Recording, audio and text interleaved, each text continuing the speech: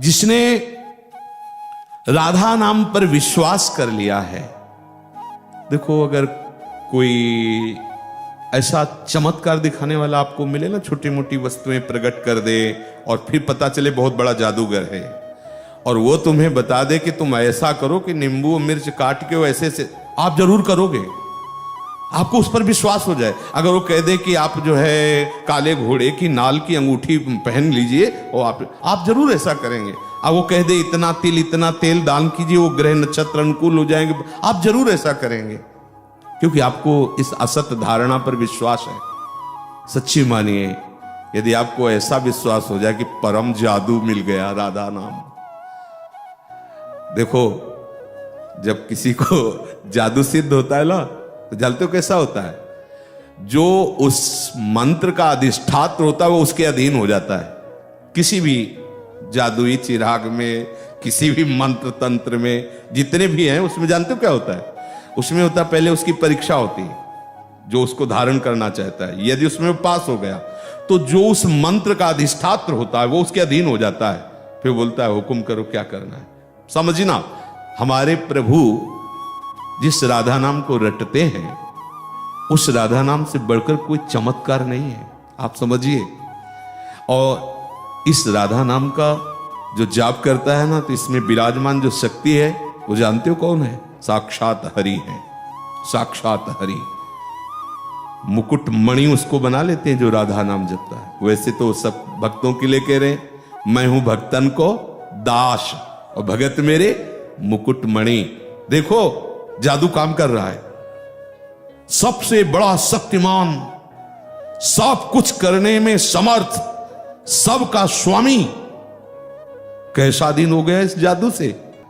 कह रहा पग चापूं, सेज बिछाऊं, नौकर बनूं हजाम, हाकू बैल बनवा गडवारो, बिना तनख्वाह रथवान। यही तो मेरे मन में ठनी, भगत मेरे मुकुट। तुम्हें पता, कह रहे आशीर्वाद दे दो, कह रहे कोई उपाय बताओ संकट निवृत्ति का। अरे इतनी बड़ी जादुई वस्तु तुम्हें मिल रही है, राधा। अब